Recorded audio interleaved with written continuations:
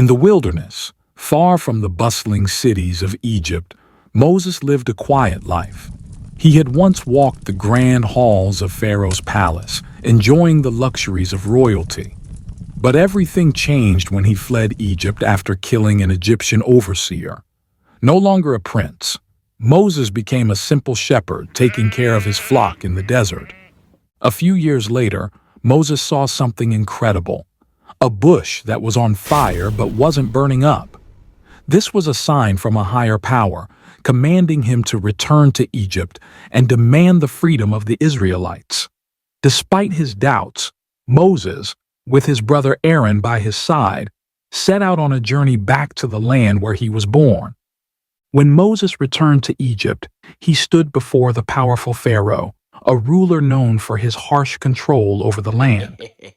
Despite the intimidating presence of the king, Moses delivered a message from God: "Let my people go."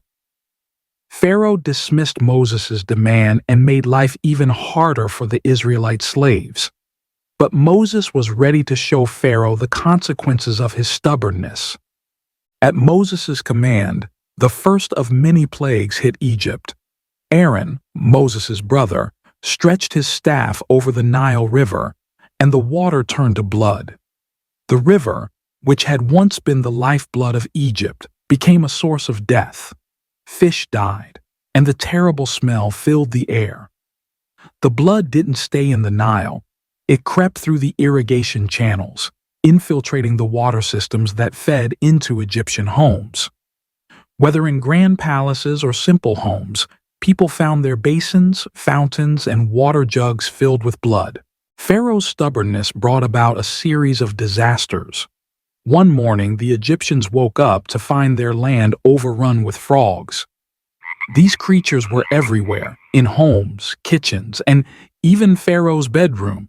They jumped into cooking pots and hid under pillows, croaking non-stop. As soon as the frogs were gone, the air filled with a swarming cloud of gnats.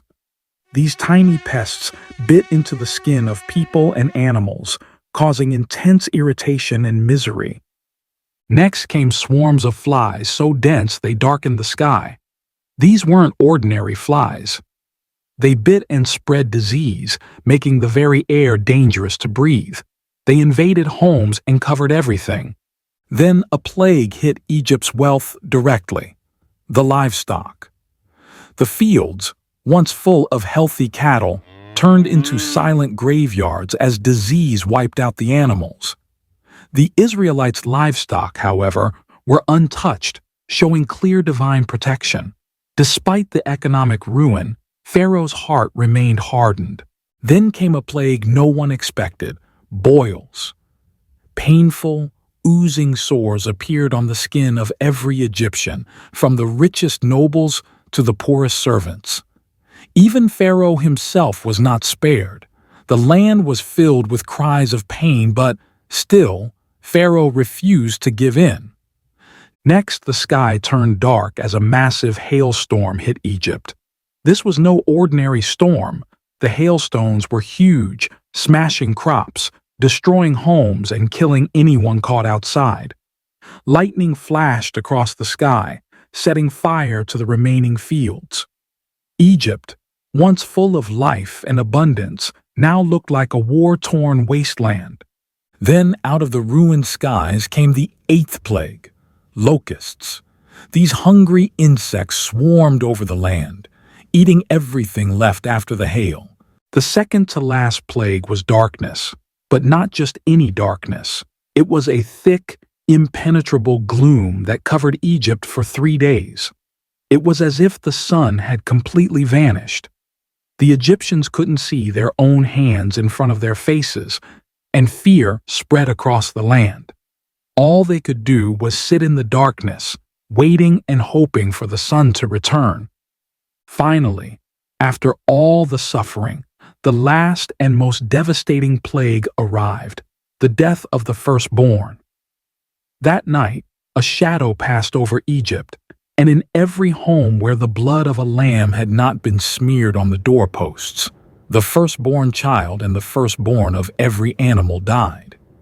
The air was filled with cries of grief, as even Pharaoh lost his own son. This was the breaking point.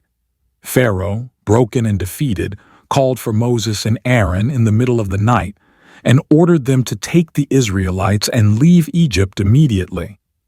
After centuries of slavery, the Israelites were finally free. As they marched out of Egypt, the memory of the plagues remained, a powerful reminder of the force that had delivered them and a warning to anyone who might challenge their freedom.